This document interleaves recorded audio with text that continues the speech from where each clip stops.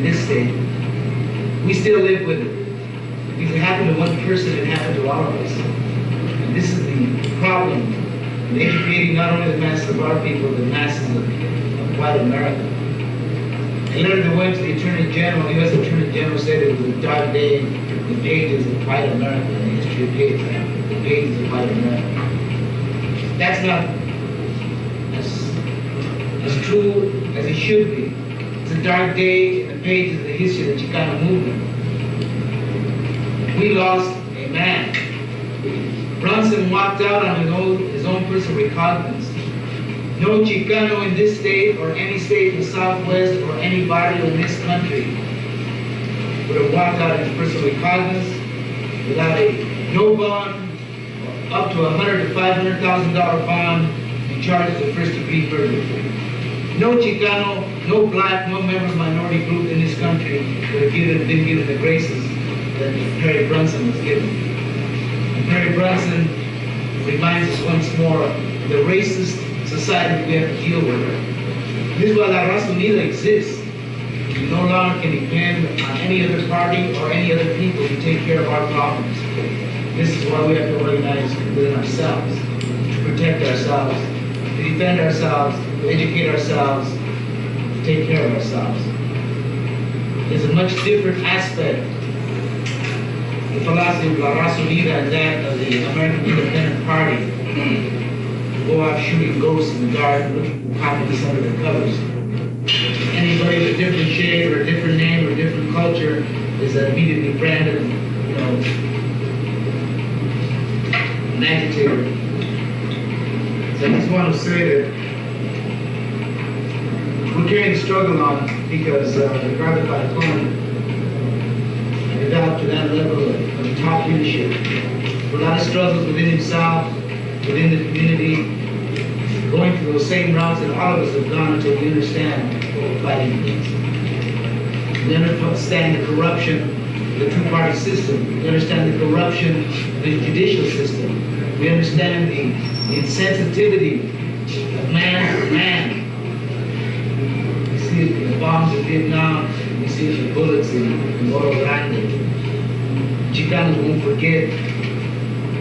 I feel that it's only given us more strength to continue, and with more young men following his footsteps, and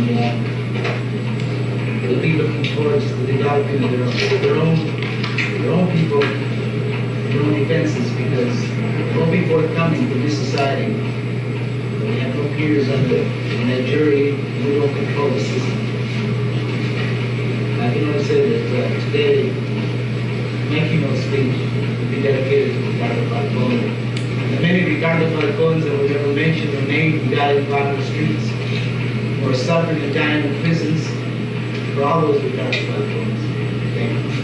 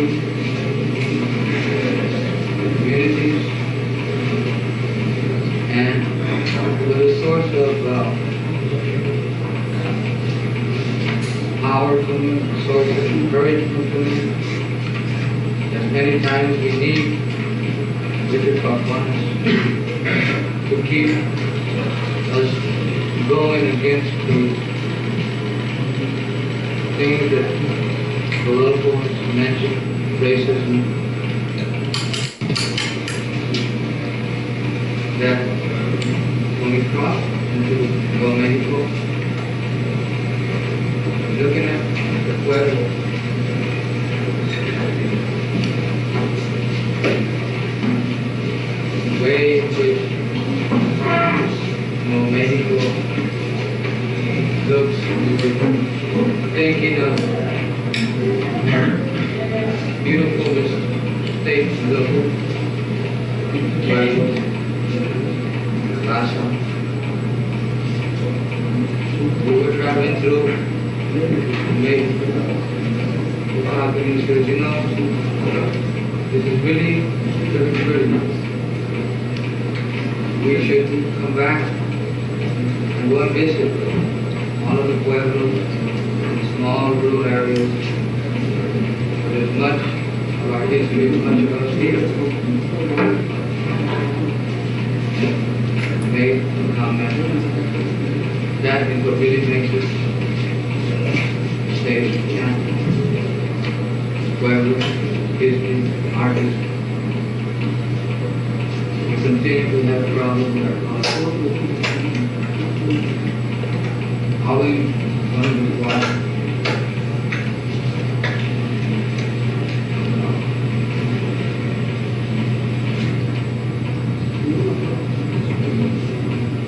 All we got custom made it seem that we were church. Richie was more courageous than me. And good defended that dignity.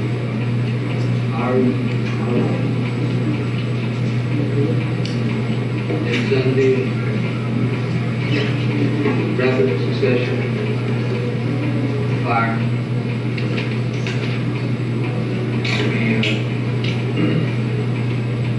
Had people run to go get the call.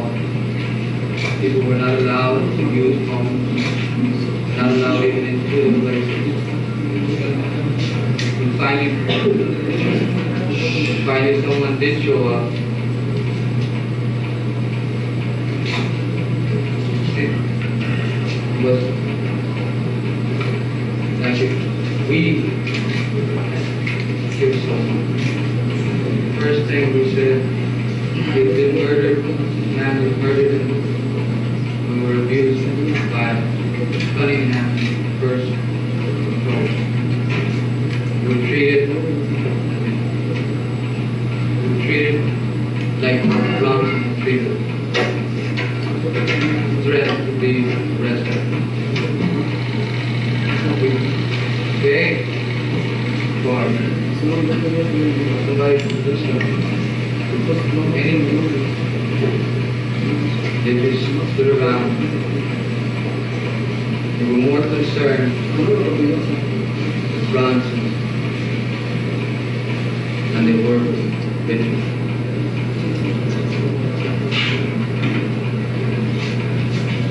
They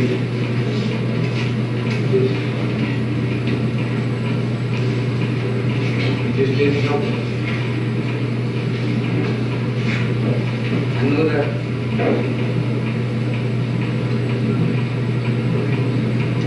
Richard always has to say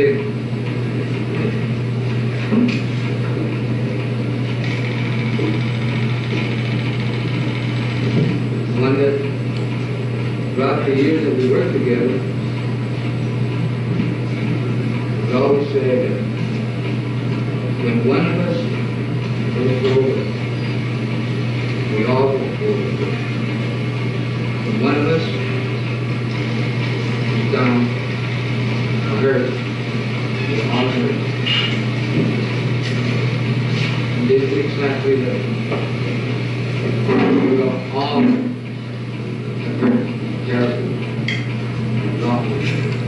But I know that he wanted. We knew that for every step that we might have been stopped, so we had to make triple the effort, take 5 of them forward, always realizing the enemy that we had, that when you fight, you try, there's possibilities there.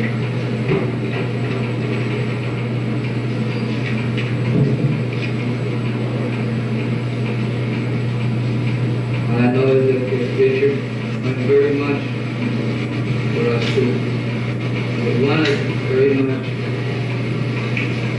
to do what he would do. That is to do 5 grams. As much as.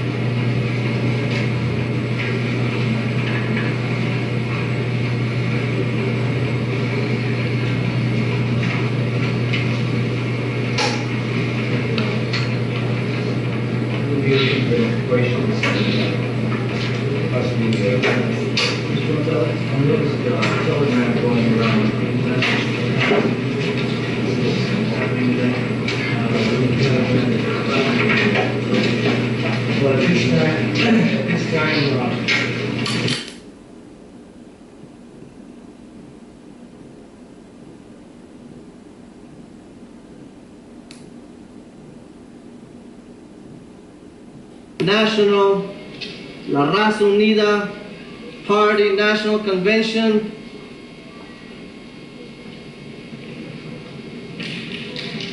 is coming into order. Let's begin it with a Chicano handshake.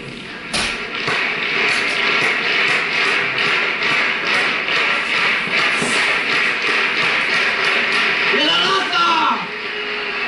¡Y la raza! ¡Chicano power! ¡Y la raza! Remember that we're here in the spirit of unity. This is the first time La Raza Unida has met nationally. I think it is very good. I think we will succeed. I think that there is something very good in the future for our people. All we need is a measure of respect toward each other, and I think we can achieve a lot. Getting into the agenda, I would like to present to you 2 people that are very important to us, not only as La Raza Unida party activists or organizers or members, but also as mexicanos, gente del pueblo, 2 personas que han sido muy activas, personas que creo que todo mundo conoce in their areas, in their regions, and even nationally. They have had a tremendous impact. Certainly nobody can deny the tremendous influence of Rodolfo Corky Gonzalez to the Chicano movement.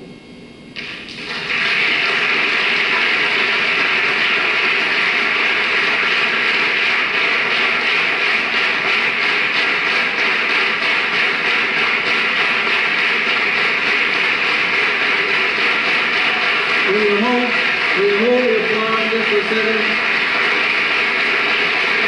We'll be able to applaud in a few minutes.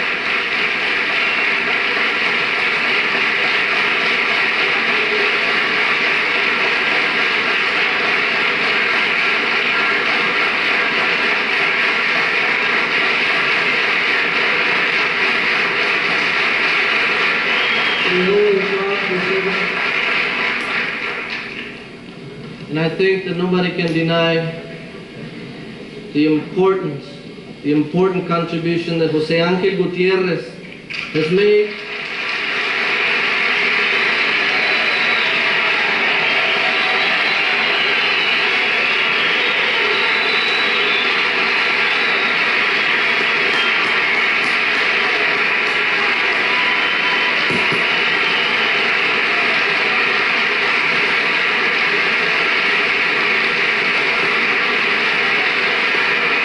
I'm going to bring them out in just a few minutes.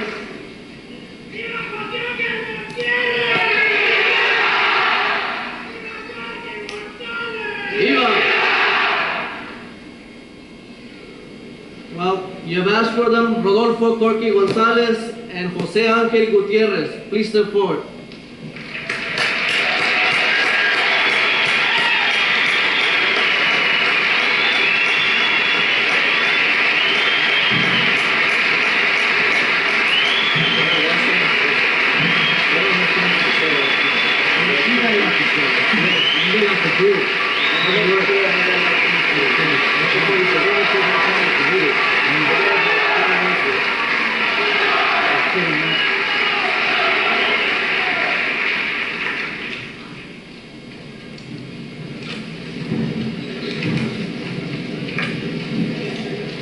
Hermanos y y hermanas.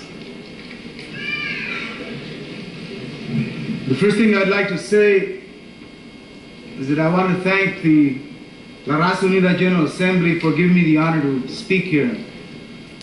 I would like to take care of a little bit of business before we start. First of all, to give the congratulations to Jose Angel Gutierrez, our dynamic chairman of La Raza Unida.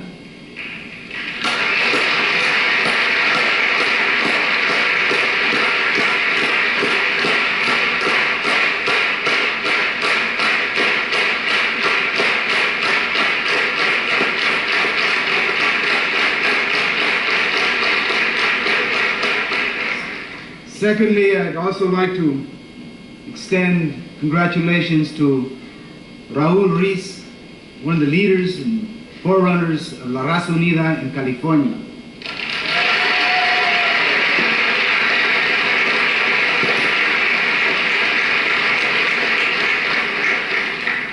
And I'd like to make a symbolic contribution, not too much in money, a lot of soul, a lot of corazón, to give the first check from Colorado on behalf of the state of Colorado, from my wife, to Ramsey Muniz and his race.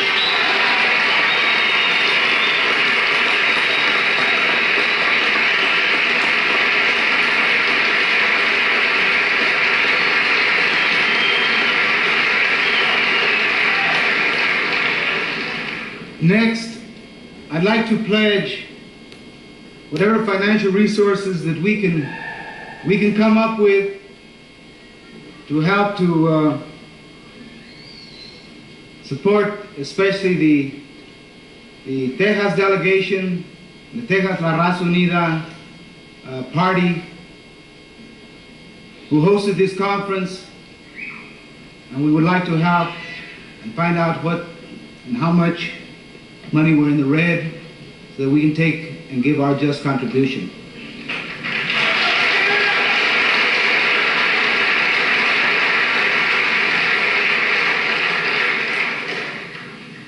And then I'd like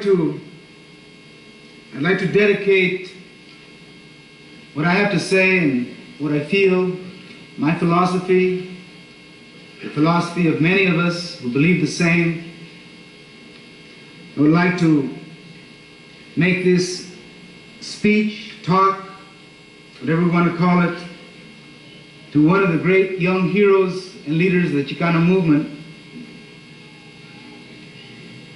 for his family, for Priscilla Falcon, who's in the audience today, for myself, and for all of our brothers and sisters, because we shared with him the same struggle for a better life for our people. And though for many of us it's a painful day because Ricardo Falcon was a type of leadership that had developed after a long series of struggles, the kind that many of us who are older are waiting to see emerge. And he was dedicated to the very last, and he resisted to the last. And in doing so, he preserves the dignity of all La Raza, not just that of Ricardo Falcon.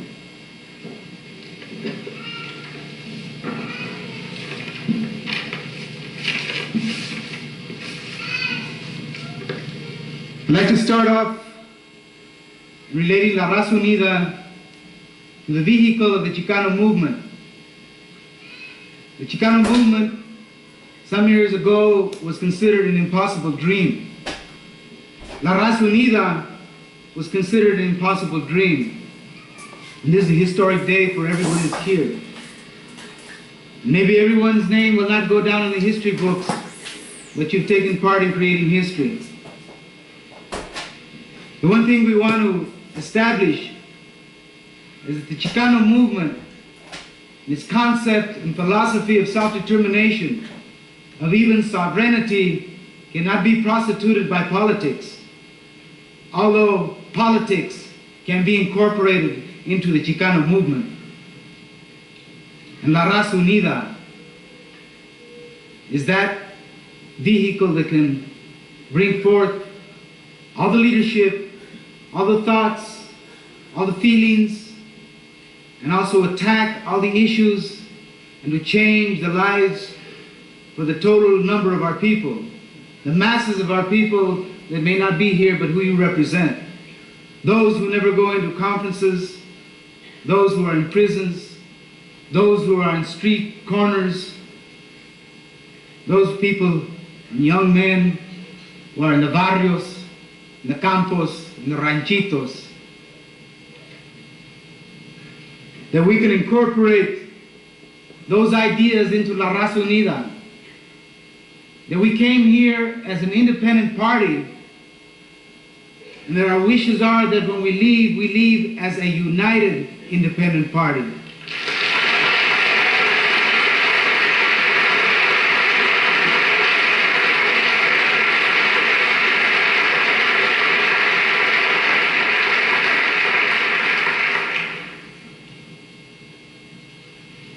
We'll be discussing, and I know there'll be many resolutions and points of strategy passed today, and in the hands of the young and the old, in the hands of the people. And the principles of this party will be decided by those resolutions and by that strategy.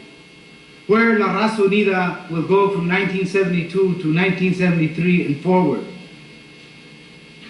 We'd like to discuss the fact that in most of the states, particularly ours, I can speak for, have taken a position of no compromise to any other party or any other candidate of any other party.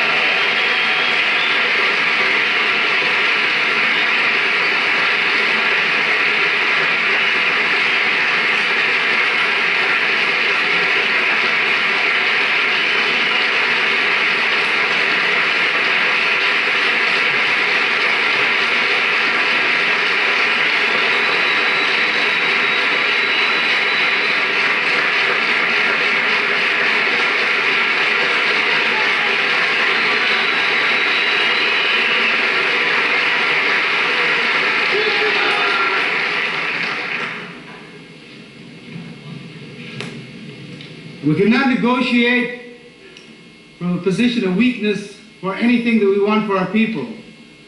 So we have to organize ourselves into a position of strength. La Raza Unida is born nationally. La Raza Unida then must become independent and concerned with the very, very sensitive needs of our own people, based on the past performances of the two-party system. To negotiate with Nixon is to negotiate with Spiro Agnew, with Laird, with all of the generals in the Pentagon, with the industrialist and corporate structure, with the Gulf partner, the son, the godson of the godfather who's protecting the interests of the Cosa Nostra and the mafia, Frankie Sinatra.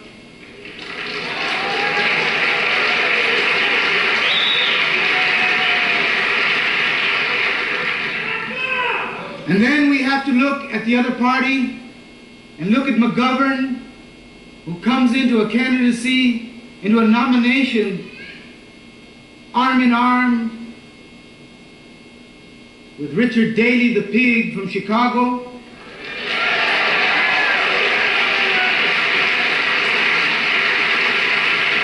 Who has given more power to a racist, white Southern bigot. Whether he wins or loses, George Wallace will have more power than 15 million Mexicanos, let me tell you that, through the committeeships of the Southern bureaucrats and Dixiecrats. And that's his partner. Promises can be made. The promises are hard to be kept when you don't control a Senate nor a Congress. We've had promises made before. In either case, the Chicano has come out on the short end. In either case, the only results that have come for the Chicano community has come from our reaction, has come from the marches and the struggles and the pickets, has come from the demonstrations, has come from the blood of our martyrs, has come from the cries and the screams of our children who dared to face the man, while the intelectuales sat in the back room waiting to come in to be the carpetbaggers to pick up the program monies. And this can't happen anymore.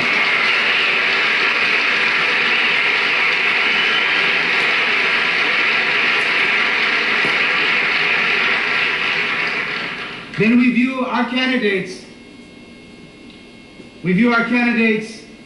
not so much as politicos who try to outshoot each other, who try to play chess. We view them as activists. We view them as leaders of their people, committed to their people. And this is the difference between the Raza Unida candidates and the two-party system candidates, who are beholden to all the vested interests in this country that relate to money and capitalism. So we say that there's a monster with two heads that eats from the same trough. Nixon appointed your famous Governor Conley to a position of power within his cabinet, within his establishment. McGovern comes in with Shriver, who for 3 years has been serving a Republican president and was appointed and hired by Nixon, and today he carries the banners of the Democratic Party 1 year after he resigns to become the chosen son or vice chairman to George McGovern. We cannot afford contradictions. The Mexicano, the Chicano has been confused so often, has been used so often, and continues to be used because they use nationalism against us to get us to vote. One gringo puts out a zarape y todos los mexicanos dicen, ay, mira, parece chicano, parece mexicano y está comiendo tacos. And they vote for him. Everywhere across the country there are amigos that have every gringo politician on the two-party system. And they can have those type of amigos. Those amigos are working for their own personal interests. Those amigos are working for their own personal job, for their own personal interests to liberate themselves financially, because they could never liberate themselves morally nor mentally in this society when they become part of the puppets and the stooges to the men who control this country and most of the world. They can never be free. You can have $25,000 in your pocket, and if you're a cagao, a vendido, a tío taco, a maliche, you're not free because you're still licking the white man's boots.